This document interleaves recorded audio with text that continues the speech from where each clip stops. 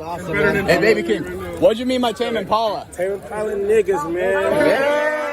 At the end of my last video, I mentioned how I wanted Baby Keem to win Best New Artist. And had you told me this at the beginning of the summer even, I would have questioned that. Because even though I knew one or two Baby Keem songs, I wasn't the biggest fan. I mean, I wasn't even a fan, to be honest with you. But in the last few months, Baby Keem has become one of my favorite rappers, and for sure my favorite young rapper. And most of all, he taught me a valuable lesson, which is don't let other people's perception of somebody influence your opinion on somebody if you don't really know who it is. Basically, don't judge a book by its reviews. Judge it by your review. To explain why, I gotta rewind back to last year. Whenever a new artist starts popping, I'm not one to hop on the bandwagon immediately. Really, when most... What the fuck?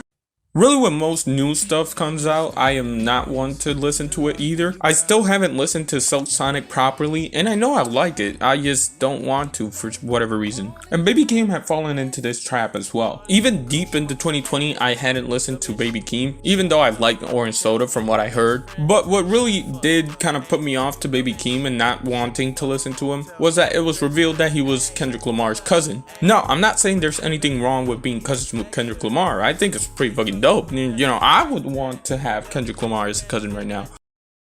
However, he got the death label stuck onto him, in my mind at least, which is industry plant. Now, I should also mention that I don't automatically judge an artist based on whether it's an industry plant or not. Cause you know, I rock with Claro. Shout out to Claro, she goes hard. But what I do mean is that I already wasn't like excited to check out his music, so just the industry plant allegations on top of the ghostwriting allegations just put me off, especially because around the same time there was another artist that was accused of the same thing, being an industry plant, being the Kid Laroi, and I just don't like his music. I don't know what about it I don't like, I just know that I don't like it. So I just thought that if I listened to Baby Keem, it would be more of the same. And this was all true until I was forced to listen to Baby Keem. After a couple of years off, Kendrick Lamar would return with his Family Ties verse, and I was all for it, I'm not gonna lie. Like, I gotta say, Kendrick Lamar did pop off on that song. And I'm not gonna lie, on first listens, I was skipping Baby Keem's verse, just to get to Kendrick Lamar's part. But I had it on repeat, so it made no fucking sense to keep skipping the verse. So I did give it a chance, and it made me realize that Kendrick Lamar did pop off, but Baby Keem had the best verse. I don't know what it is about Baby Keem's energy, but something about it just clicks with me. I feel like if I did actually know music theory, I would know how to explain why I like Baby Keem as much as I do. I think one of the things is that he's creatively basic. That sounds like a backhanded compliment, but I just mean that even despite its creativity, he's still aiming at a mainstream audience here, which isn't a bad thing, by the way. It's just the best way I can explain it here.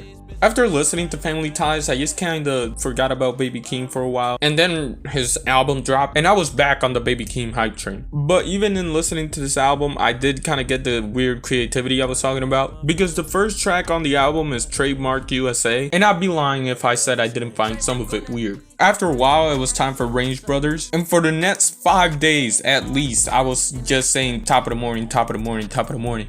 Hold on, let's get this shit. Like every single fucking day. It was overall an enjoyable album and one of my favorite albums this year. In fact, I found the album so enjoyable that I did go back to listen to Baby Keem. Immediately, one of my favorite songs of Baby Keem's, actually, my favorite Baby Keem song is Apologize. Honestly, it's probably my favorite song to discover this year. And then after listening to that for like a month, I decided that it was probably a good idea to check out the whole mixtape. Honestly, I don't know if Die For My Bitch is an album or a mixtape or whatever, but I listened to the whole thing and it made me realize what Baby Keem's appeal is. But before that, I gotta mention that Baby Keem is way funnier than Lil Dicky. I don't even know if he's trying to be funny, he just is. Like, listening to melodic blues, it just made me realize how proud this man is of having 2 phones. Like, I don't know, it just had me thinking that he was listening to Kevin Gates before hopping on the studio or something. Then I listened to a track like Mosh Pit, and not only does he talk about having 10 phones in this one,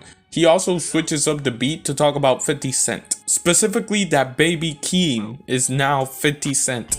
It just makes him the funniest rapper I've ever seen or heard. But going back to the mixtape or album or whatever it is, the track that did help me like kind of realize what I really like about Baby Keem was the track Bullies. It made me realize that although his flow might not be the most technical and he might not be the most lyrical, he knows where to start and when to stop, which helps him create a nice rhythm just with his words that kind of act like another instrument on top of the song. But yeah, Baby Keem, W rapper. But I do understand why he won't win Best New Artist, although he should. Anyways, shout out to Olivia Rodrigo too, because she does go hard. But it's just that Baby Keem goes harder.